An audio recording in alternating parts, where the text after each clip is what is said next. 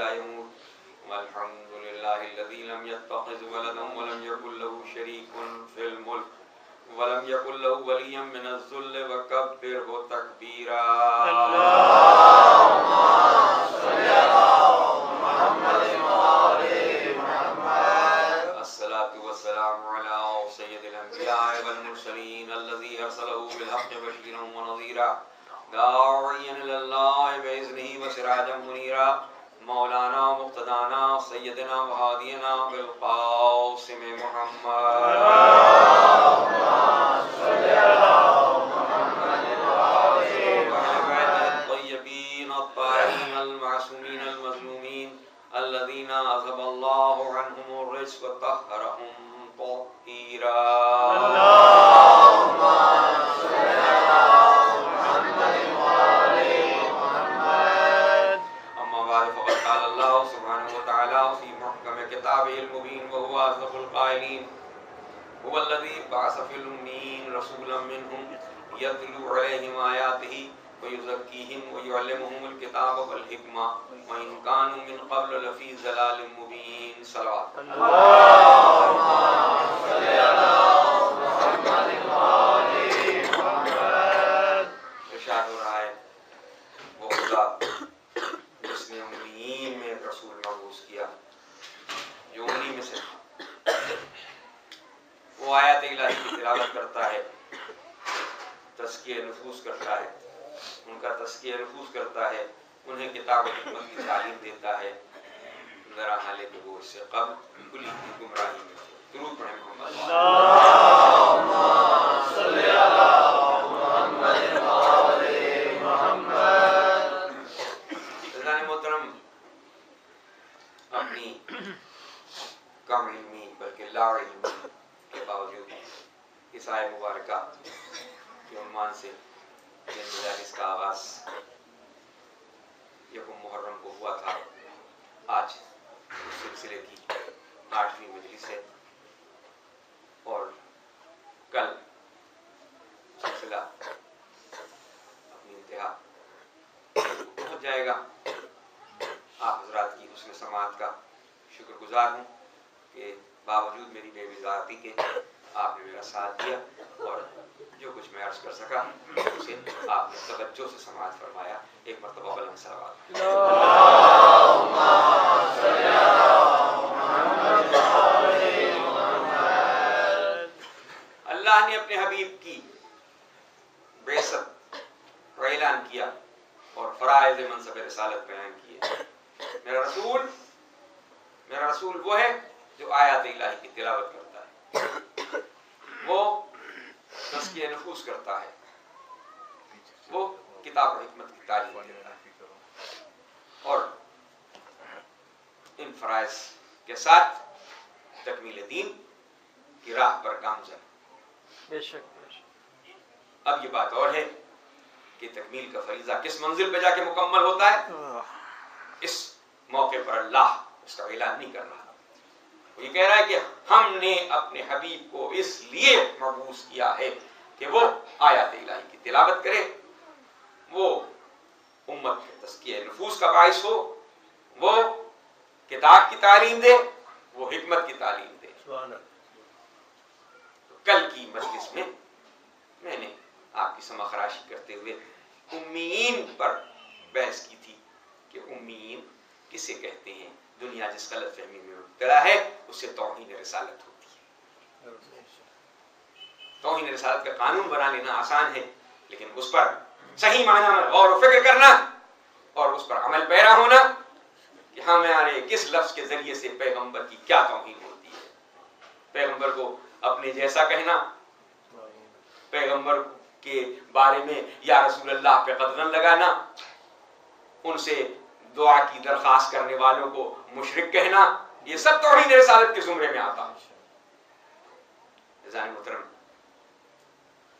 میرے پاس اب کل کی ایک مجلس کا وقت ہے اور اپنی علمی بے وضاحتی کے باوجود میں آپ سے گزارش کروں گا کہ بس کل کی حد تک آپ اس کو سماعت فرمائیں گے کہ میں نے یہ جتنے گوشے اس درمیان آپ کے سامنے پیش کیے اس میں اب یہ آج منزل ہے اس فریضہ منصب رسالت کی کہ جسے تزکیہ نفوس کہتے ہیں. تزکیہ نفوس، نفس کا تزکیہ کرنا. پیغمبر کونین کی آمد کا باعث یہ ہے کہ وہ امت کا تزکیہ نفوس کرنے آئے. اب نفس انسان کے اندر ہوتا ہے اور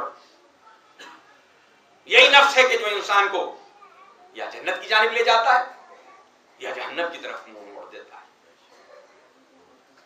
پیغمبر کی ذمہ داری ہے کہ وہ ان کو اس منزل پر لے آئیں کہ ان کا تزکیہ نفوس ہو سکے، اور اگر وہ ان کے ساتھ چلیں تو ان کا نفس امارہ ہار جائے اور نفس لوامہ اوپر آ جائے. سبحان اللہ. اور اس کے لیے انہوں نے ایک پورا باب مکمل کیا، مکارم اخلاق. جتنا زور احکام پر اتنا ہی زور اخلاق پر. احکام اپنی جگہ اہم، نماز پڑھو، روزہ رکھو، حج کرو، زکات دو، جہاد کرو، یہ سب احکام، لیکن اخلاق اس سے کمتر نہیں. پیغمبر نے اٹھتے بیٹھتے ایک ایک بات اخلاق کی بتائی. اٹھنا ہے تو کیسے اٹھو، بیٹھنا ہے تو کیسے بیٹھو، پانی پینا ہے تو کیسے پیو، گھر میں داخل ہونا ہے تو کیسے داخل ہو، گھر سے باہر آنا ہے تو کیسے آؤ. یہ ساری باتیں پیغمبر نے اخلاق کے نمونے بتائے اور اس طرح سے کوٹ کوٹ کے ذہنوں میں بٹھانے کی کوشش کی کہ دیکھو کس کے کتنے حقوق ہوتے ہیں اور کتنے حقوق تم پر واجب ہیں، ان میں کوئی کمی نہ آنے پائے. اگر نماز و روزہ و حج و زکات واجب ہے تو اسی طریقے سے وعدہ کر لینا اور اس کی وفا کرنا بھی اتنا ہی واجب. اور فرمایا آپ نے وعدہ کرنا ایک اخلاقی صنف ہے، احکامات میں نہیں ہے، یہ عبادات میں نہیں ہے. لیکن اگر کسی سے وعدہ کیا تو اسے پورا کرنا ضروری ہے. اور پیغمبر نے اپنی حیات طیبہ کے پہلے 40 سال اس لیے وقف کیے تھے کہ اس 40 سالہ حیات طیبہ میں لوگ اخلاق کے پورے نمونے دیکھ لیں اور اس بات کا اقرار کر لیں کہ نہ ان سے زیادہ کوئی صادق ہے، نہ ان سے زیادہ کوئی امین ہے. سبحان اللہ. درود پڑھیں محمد و آل محمد.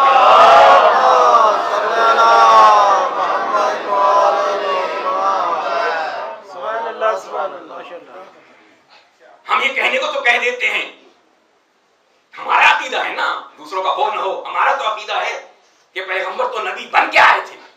پیغمبر تو نبی بن کے آئے تھے. جس دن اس دنیا میں آئے تو نبی تھے. یہ کوئی صرف توصیفی جملے نہیں ہیں، یہ حقیقت ہے کہ پیغمبر نبی تھے. اب بعثت کا اعلان ہوا 40 برس کی عمر پر، تو یہ 40 برس تک کون سا کار نبوت انجام دے رہے تھے؟ 40 برس تک کون سا کار نبوت انجام دے رہے تھے؟ تو 40 برس تک پیغمبر کی حیات طیبہ صرف اخلاق کا درس دے رہی تھی، صرف اخلاقیات کا درس دے رہی تھی. وہ نفسوں کا تزکیہ کر رہی تھی. دیکھو مجھے جس طرح سے دیکھو اسی طریقے سے اس پہ عمل کرو. جتنی سچائی کا ساتھ میں دیتا ہوں اتنی سچائی کا ساتھ تم دو. جتنے وعدہ وفائی میں کرتا ہوں اتنی وعدہ وفائی تم کرو. جتنا پڑوسیوں کا خیال میں کرتا ہوں اتنا ہی پڑوسیوں کا خیال تم کرو. اگر کوئی مجھ پر کوڑا کرکٹ پھینکتا ہے تو میں اس کو صبر و شکر کے ساتھ کس طرح سے برداشت کرتا ہوں تم اسے اسی طریقے سے برداشت کرو. درود پڑھیں محمد و آل محمد پہ. نعرہ تکبیر، نعرہ رسالت، نعرہ حیدری، حی صلوات.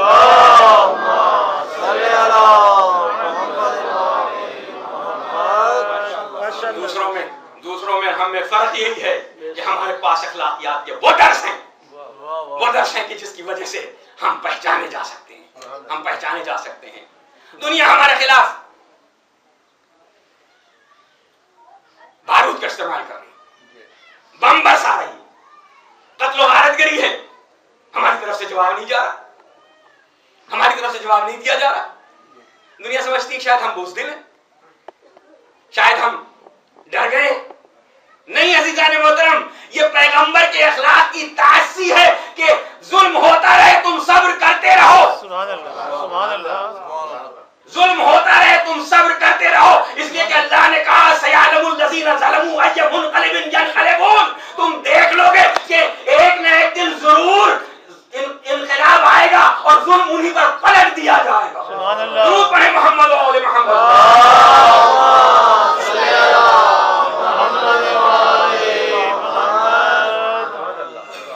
سبحان اللہ، سبحان اللہ. پڑوسیوں کے حقوق بہت بیان ہوتے ہیں دوسروں کے یہاں. پڑوسی کا بڑا حق ہے، پڑوسی کا بڑا حق ہے، پڑوسی کا خیال رکھو، پڑوسیوں کا خیال رکھو. نہیں، جو بات ہمارے مدرسے فکر میں آئی ہے وہ صادق آل محمد نے بتائی.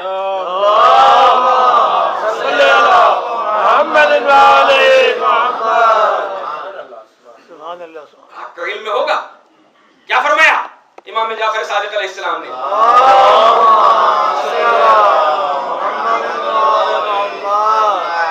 پڑوسی کا تم پر صرف یہی حق نہیں ہے، ارشاد فرمایا کہ پڑوسی کا تم پر صرف یہی حق نہیں ہے کہ تم اس کا خیال رکھو، تم اس کے کام آؤ. ارشاد فرمایا کہ نہیں، پڑوسی کا تم پر یہ حق ہے کہ وہ اگر تمہارے اوپر ظلم کرے تو تم اسے برداشت کرو. سبحان اللہ. یہ کسی کے یہاں نہیں ہے، یہ کوئی نہیں جانتا.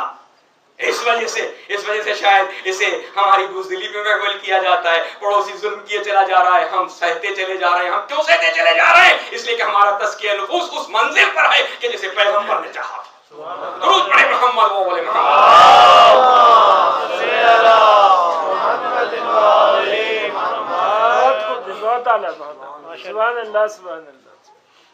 پیغمبر جب تزکیہ نفوس کرتے ہیں تو نفس بلند ہوتا چلا جاتا ہے، نفس بلند ہوتا چلا جاتا ہے. مضمون میرا خشک ہو گیا تھا، اس لیے میں معذرت چاہتا ہوں کہ ہاں تزکیہ نفس کی منزل بلند سے بلند تر ہوتی چلی جاتی ہے. اور جب وہ آخری منزل آتی ہے، میں تو ریاضی کا طالب علم ہوں، ہاں میں ہر بات میں ایک گراف کھینچتا ہوں کہ جیسے کوشش ہوتی جاتی ہے ویسے کامیابی برابر ہوتی چلی جاتی ہے. اور گراف کی آخری حد جب آ جاتی ہے تو ایک نفس ایسا سامنے نظر آتا ہے کہ اللہ کہتا ہے یہ میرا نفس ہے، رسول کہتے ہیں یہ میرا نفس ہے. درود پڑھیں محمد و آل محمد.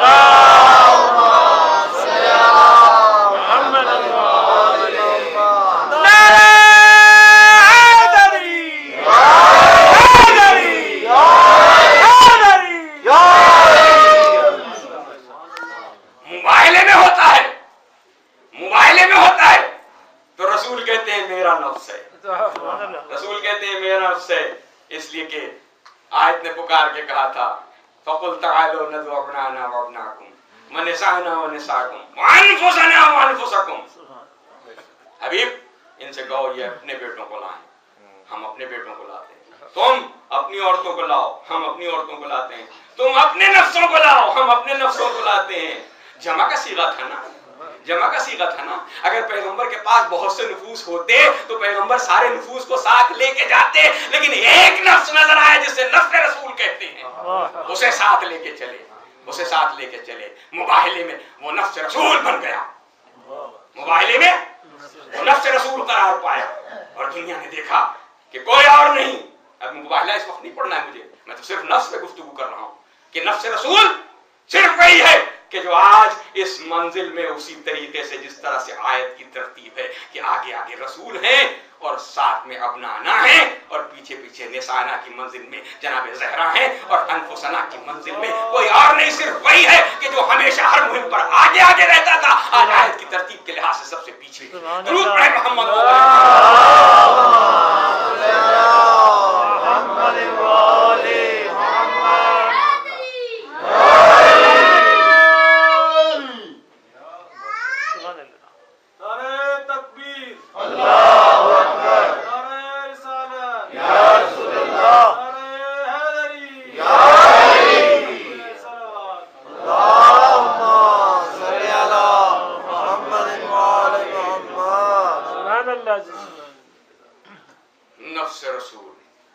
نفس رسول.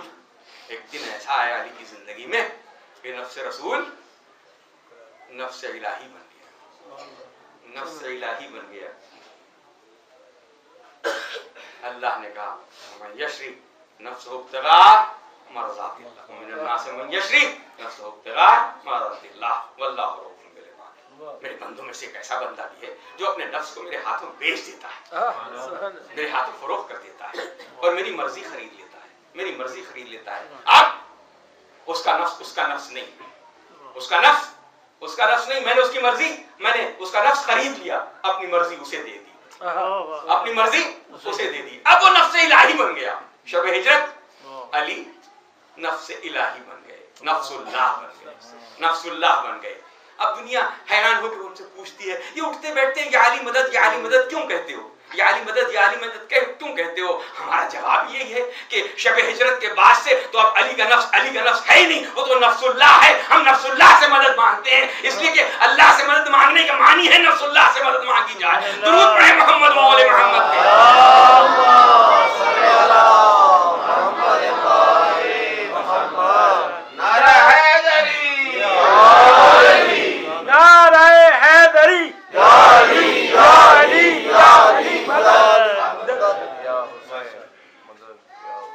محترم علی شب ہجرت نفس الہی بن گئے, نفس الہی بن گئے. ایسی میٹھی نیند سوئے کہ نہ اس سے پہلے کبھی سوئے تھے نہ اس کے بعد کبھی سوئے. ایسی میٹھی نیند, ایسی میٹھی نیند. میں اکثر کہا کرتا ہوں معترض یہ کہتا ہے کہ یہ تو کوئی خاص بات نہیں ہوئی, تعمیل حکم رسالت تو ہر ایک کا فریضہ تھا, تعمیل حکم رسالت تو ہر ایک کا فریضہ تھا. کہ اگر انہوں نے علی سے کہا کہ میرے بستر پہ سو جاؤ تو علی سو گئے, اگر کسی اور سے کہتے تو وہ بھی سو جاتا, جس کو کہتے وہ بھی پیغمبر کے بستر پہ لیٹ رہتا پیغمبر کے حکم کی تعمیل میں. میں عرض کرتا ہوں کہ ہاں یقیناً پیغمبر کے حکم کی تعمیل میں صحابہ اس طرح کا رویہ رکھتے تھے کہ ادھر پیغمبر کا حکم آیا اور ادھر انہوں نے تعمیل کی. جس کو حکم دیتے وہ ضرور لیٹ رہتا, لیکن لیٹ رہنا اور بات ہے اور سو جانا اور بات ہے. لیٹ تو سب رہ سکتے تھے لیکن سو کوئی نہیں سکتا تھا سوائے علی کے. درود پڑھیں محمد و آل محمد.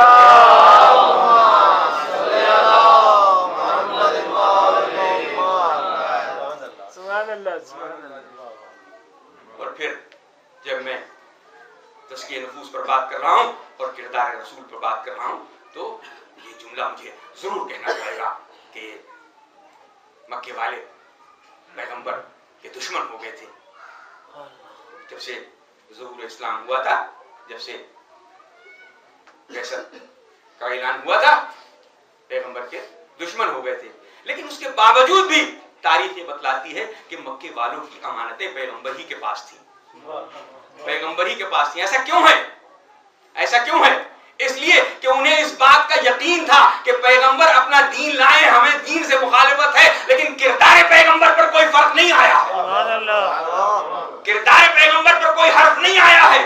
وہ انہیں اتنا ہی امین مانتے تھے, اتنا ہی صادق مانتے تھے, اس لیے اپنی امانتیں ان کے پاس رکھتے تھے, اپنی امانتیں ان کے پاس رکھاتے تھے. اور ہجرت کی رات تک امانتیں پیغمبر کے پاس تھیں, پیغمبر کے پاس تھیں. اور پیغمبر کے پاس جب ہجرت کا حکم آیا تو پیغمبر جانے لگے, اور جاتے ہوئے ایک مرتبہ عشاء کی نماز کے بعد علی سے کہا, یا علی تمہیں میرے بستر پہ آج آرام کرنا ہے اور کل تم مکے والوں کی امانتیں انہیں حوالے کر کے میرے پاس آ جانا.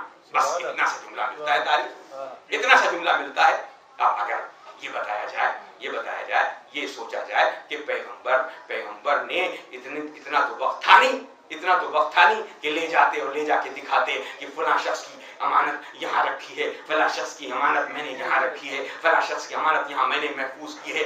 کوئی موقع نہیں تھا, اس لیے کہ جلدی اتنی تھی. پیغمبر نے جلدی سے یہ حکم دیا اور تشریف لے گئے. اب ذرا سوچ کے بتائیے, دو ہی باتیں ہو سکتی ہیں. یا تو علی کا علم غیب مانیے کہ علی علم غیب جانتے تھے کہ جو کچھ پیغمبر کو علم تھا وہ علی کو علم تھا, جو علم پیغمبر کو تھا, جس بارے میں پیغمبر جانتے تھے, اپنے علم غیب سے علی مانتے تھے. اب آپ اسے تو مانیں گے نہیں کہ علی علم غیب رکھتے تھے, تو پھر کم از کم یہ بات تو آپ کو ماننی پڑے گی کہ رسول کوئی کام بغیر علی کی شرکت کے کرتے ہی نہیں تھے, اس لیے کہ وہ نفس رسول تھے. درود پڑھیں محمد و آل محمد.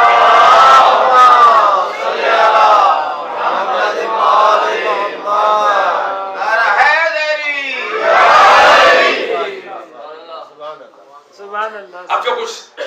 میں ہے وہ یہ ہے کہ رسول ہجرت کر گئے اور علی نے وہ امانتیں ان کے مالکوں کے حوالے کر دی. تفصیل ہے وہ پھر کسی وقت تذکرہ ہوگا. علی نے وہ امانتیں ان کے حوالے کر دی. لیکن ایک بات تو اس میں یقینی ہے کہ اگر علی معاذ اللہ کوئی غلطی کر دیتے تو کیا ہوتا؟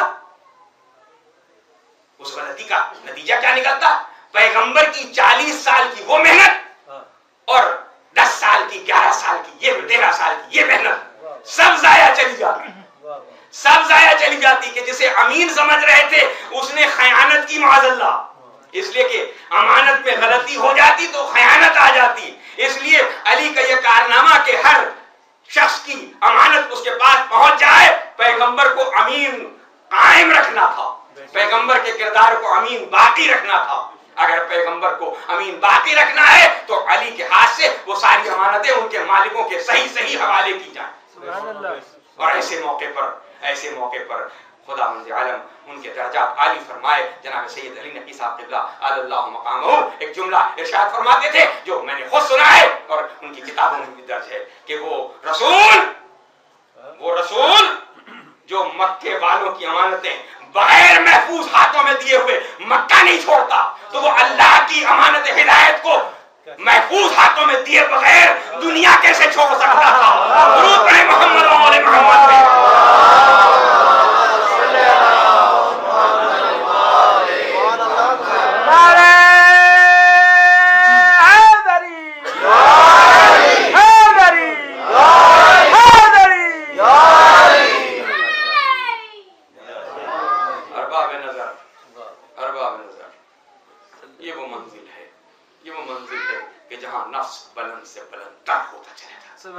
نفس جب تزکیہ نفس کی منزل آتی ہے تو نفس بلند سے بلند تر ہوتا چلا جاتا ہے اور آخری منزل میں جب وہ اس آپٹیمم پوزیشن پہ پہنچ جاتا ہے تو اس کا نام ہوتا ہے نفس مطمئنہ.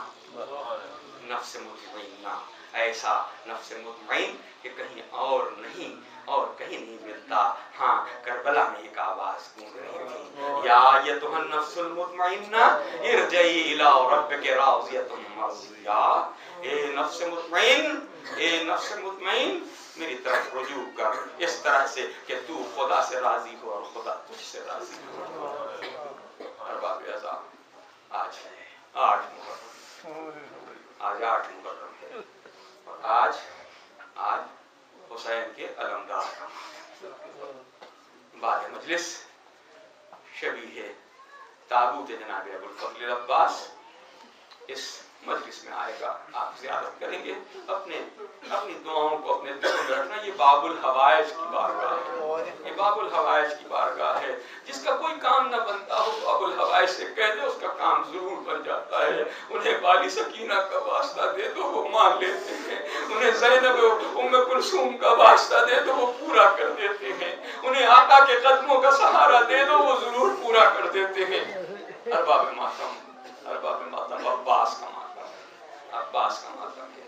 میرا جی چاہتا ہے کہ میں آخری مسائل کا حصہ پہلے بیان کروں اور جو مسائل ہیں وہ بعد میں بیان کروں. جب لٹا ہوا قافلہ مدینے پہنچا اور منادی نے آواز دینی شروع کی کہ حسین کربلا میں شہید کر دیے گئے, حسین کربلا میں شہید کر دیے گئے.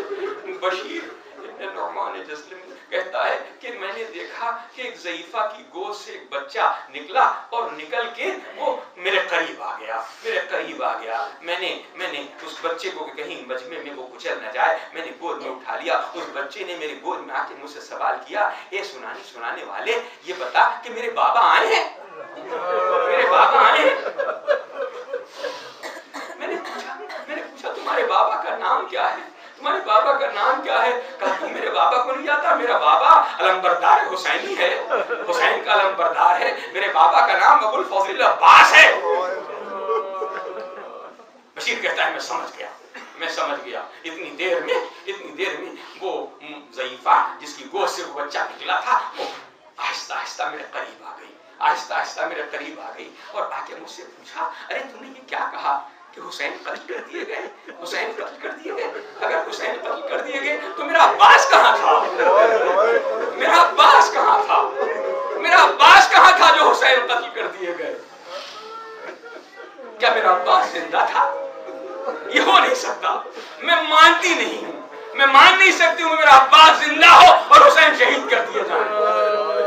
بشیر کہتا ہے میں نے کہا نہیں بی بی، نہیں بی بی، آپ کے عباس نے تو حق وفا ادا کر دیا. پہلے اپنے بھائیوں کو میدان میں بھیجا، وہ سب جام شہادت نوش کر چکے، تو آقا کے پاس بار بار آتا تھا آقا مجھے اجازت دیجیے، آقا مجھے اجازت دیجیے. اور آقا اجازت نہیں دیتے تھے. آقا اجازت نہیں دیتے تھے. آقا نے جب اجازت دی تو آپ کا لال میدان میں گیا. آپ کا لال میدان میں گیا اور میدان میں جا کے وہ جنگ کی اور فرات پہ قبضہ کر لیا. فرات پہ قبضہ کر کے مشق سکینہ میں پانی بھر کے لا رہا تھا کہ ایک شانہ قطع ہوا. کمیگاہ سے وار ہوا، ایک شانہ قطع ہوا. عباس کے سامنے صرف ایک ہدف تھا کہ کسی طریقے سے مشق سکینہ خیمے میں پہنچ جائے، کسی طریقے سے مشق سکینہ خیمے میں پہنچ جائے. عباس نے گھوڑے کو ایڑ لگائی، حتیٰ کہ کمیگاہ سے دوسرا وار ہوا اور دوسرا شانہ بھی قطع ہو گیا. اب عباس کے دونوں ہاتھ نہیں تھے. پھر بھی عباس خیمے کی طرف بڑھے چلے جا رہے تھے. ایک سنسناتا ہوا تیر آیا اور مشق سکینہ چھپ گئی، پانی بہ گیا. بس پانی کا بہنا تھا کہ عباس کی ہمت ٹوٹ گئی. عباس نے گھوڑے کو موڑ لیا. اب چاروں طرف سے وار ہو رہے تھے اور عباس زخمی ہوتے جا رہے تھے. عباس کے سر پہ گرز لگا. ایک مرتبہ ایک چیخ ماری ام البنین نے اور پکار کے کہا لوگوں مجھے بتاؤ کہ جب کوئی گھوڑے سے گرتا ہے تو ہاتھوں کا سہارا لیتا ہے. ارے میرا عباس جب گھوڑے سے گرا ہوگا تو اس کے تو ہاتھ ہی نہیں تھے، اس نے کیسے سہارا لیا ہوگا؟ ام البنین یہ بیان کرتی ہوئی بقیہ کی طرف چلی. اے لوگوں، مجھے ام البنین نہ کہنا، میں اب کسی ماں بیٹوں کی ماں نہیں ہوں. کبھی تھے میرے بیٹے، اب تو میرا کوئی بیٹا نہیں. اب میں زہرا کی قبر پہ جا کے ان کو ان کے لال کا پرسا دوں گی. ارباب ماتم، عباس اس ہستی کا نام ہے کہ جس سے بیویوں کی ڈھارس تھی، جس سے بچوں کی امیدیں وابستہ تھیں، جس سے حسین کا سہارا تھا.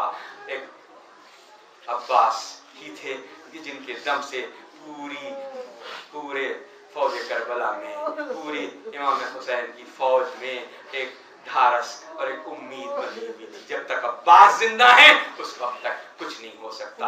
اب جب تک عباس زندہ ہے اس وقت تک کوئی میلی آنکھ ہماری طرف نہیں اٹھ سکتی. بیویاں بھی مطمئن تھیں عباس زندہ ہیں. لیکن جب عباس آقا سے اجازت لینے کے لیے بار بار گئے اور آقا نے کہا کہ بھیا تم تو میرے لشکر کے علمبردار ہو، تو اس آنکھیں جھکا کے کہا اے مولا اب وہ لشکر کہاں ہے جس کے علمبرداری آپ کو؟ عباس کو پھر بھی اجازت نہیں دی. کہا جاؤ اپنی بہنوں سے اجازت لے آؤ. عباس زینب کے خیمے میں آئے اور سلام کر کے کھڑے ہو گئے. ایک مرتبہ قداور بھائی کو بہن نے دیکھا. عباس کچھ کہنا چاہتے ہو؟ کہاں آقازادی، ہاں شہزادی، رن کی اجازت لینے کے لیے آیا ہوں. کہا ہاں اجازت تو میں دے دوں گی، چلے جانا، لیکن ایک واقعہ ہے وہ سنتے چلے جاؤ. عباس دو زانو ہو کے شہزادی کے پاس سامنے بیٹھ گئے. کہا بھئی عباس یہ اس وقت کا واقعہ ہے کہ جب میں چھوٹی سی تھی اور بابا کے زانو پہ بیٹھی ہوئی تھی. بابا میرے بازوؤں کے بوسے لے رہے تھے. میں نے پوچھا تھا بابا آپ میری پیشانی کا بوسہ نہیں لے رہے، آپ میرے رخسار کا بوسہ نہیں لے رہے، آپ یہ میرے بازوؤں کے بوسے کیوں لے رہے ہیں؟ تو میرے بابا نے آنکھوں میں آنسو بھر کے کہا تھا زینب ان بازوؤں میں ایک دن رسن باندھی جائے گی. میرا بابا صادق القول تھا. میرا بابا اپنی زبان سے کبھی کوئی جھوٹ کا لفظ استعمال ہی نہیں کرتا تھا.